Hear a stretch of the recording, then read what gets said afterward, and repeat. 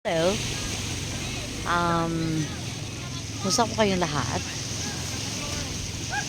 Thank you. Kahit po ilang araw kong hindi nag-upload is marami pa rin sa inyo ang nanonood ng ating mga previous vlogs. Nandito po tayo ngayon sa Alaminos, Pangasinan, the 100 Islands. So we're having some rest and recreation time. Andito ang aking mga bisita from my husband's family, kanyang mga kapatid at mga pamangkin. So we're here right now na nag-enjoy and ang vlog ko today is for today's video is that na pansin ko na yung grabe yung dati kong kinakain bago pa ako nagka-cancer na yung seaweeds, yung maliliit na bilog-bilog-bilog, arosip ang tawag namin doon mga Ilocano, is wala pong aging problema prior to my cancer. Nung after na nagka-cancer, after the chemotherapy, doon na lumabas ang maraming allergies, food allergies. And isa nga doon is naging allergic na ako sa apple. One day I was eating apple. Parang 1/4 pa lang ng apple yun, and then hindi na ako makahinga. I have to go to the emergency. And then umuwi ako ngayon dito sa Pilipinas. Yung isa sa mga favorite food ko, which is taho, na gustong-gusto ko yun talaga. And then suddenly may allergic reaction ako doon, nangangati ng aking dila at lalamunan. Kahit pa isang slurp lang ng taho is iba na yung effect sa akin. And now today, habang nandun kami, dito kami sa dagat and kumakain ako, nakakita ako ng arosip, yung seaweeds na yun na dati kong kinakain na I never had an issue before, is that umigtas lang ako ng mga ilan yon, yung bilog-bilog niya na arosip na yon. And then konting-konti talaga, maliit na maliit lang na piraso. And then after I had that, bigla na akong nahilo, feeling nauseated, nasusuka na ako, bigla nang masama yung pakiramdam ko. And then akala ko ganun lang yung effect, to the point na nagha-hives na ako, yung nagpapantal-pantal ng mukha ko. Buti na lang may dala akong cetirizine. So I immediately took one of that. At kahit non-drowsy yun, ayun, inantok ako. And what do you call this, na unti-unti natanggal na yung ng hives, pero actually meron pa rin.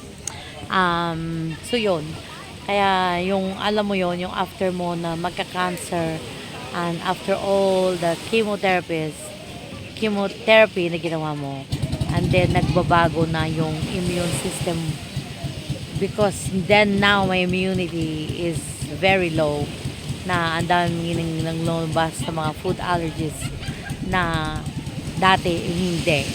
So grabe talaga yung naghirap ka na, ang dami ng pinagdaanan, having a cancer and all that.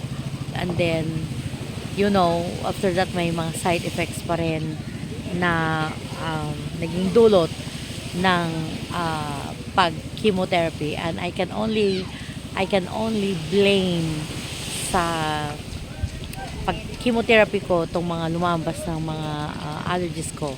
Again, like I said, I never had this before, yung allergies sa taho, which is one of my favorite food allergies. Now even seaweeds, na I really love that kind of seaweeds, na alam mo yon, yung lalagyan mo lang ng kamatis and then you'll be fine. Masarap na siya na kainin. At ayun, tuloy naging allergic na ako. Kaya ang daming mga bagay na affected sa after my chemotherapy, na even though it's been 2 years since the last dose of my chemotherapy, and hanggang ngayon, andun pa rin yung effect. Kaya, ang masasabi ko lang sa mga dumaan sa kagaya ko na nag-chemotherapy is that bring your allergy pill with you all the time. Kasi yung mga ini-expect mo na food na kinakain mo dati is that you could be allergic to it already. So, hopefully, may mga pwede rin sa inyong mag-share ng mga experience nyo na gaya ko na dumaan sa cancer scare and then suddenly may mga what you call this, nagiging side effect na ng pag-chemotherapy nyo na ganun. So,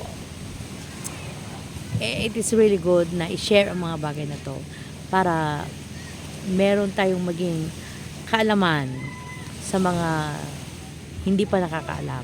Kaya maganda rin mag-comment, mag-leave ng comment at i-share nyo din ang experience nyo because we can learn from each other kasi like yung mga nauna kong mga vlogs, ang dami kong mga natutunan sa mga comments nyo po. Kaya continue leaving your comments kasi makakatulong po to.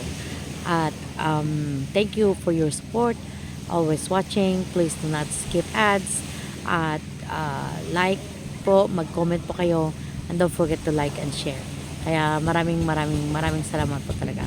So we will going to enjoy the rest of the day here in 100 Islands in Alaminos. Ganda-ganda po ng tubig, napakalinaw.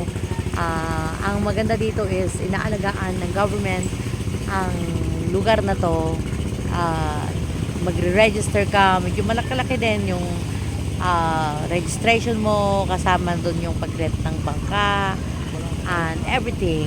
But good thing is bibigyan kanila ng basurahan dahil bawal kang mag-iwan or magbasura. You're gonna put it in that bag, babayaran mo yung bag na yon and then ibabalik mo sa kanila later on pag uwi mo na, babalik mo yung bag ng basurahan and you're gonna be refunded sa binayaran mo na yun for the trash. Kaya malinis ang Alaminos, ang 100 Islands.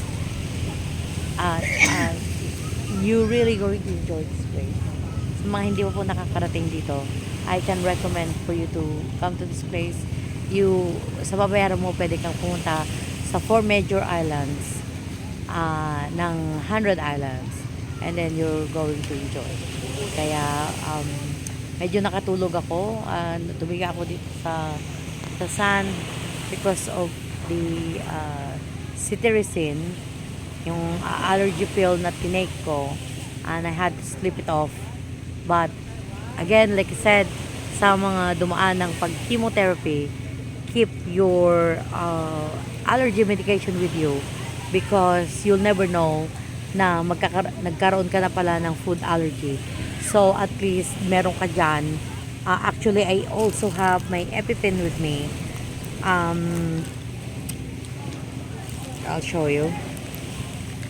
So I have my EpiPen with me para kung yung nagiging anaphylactic na yung reaction mo, yung hindi ka na makahinga, you have that. Ito para sa mga again dumaan sa chemo. And then I also have my allergy medication. So yun po, maganda, you take it with you anywhere you go.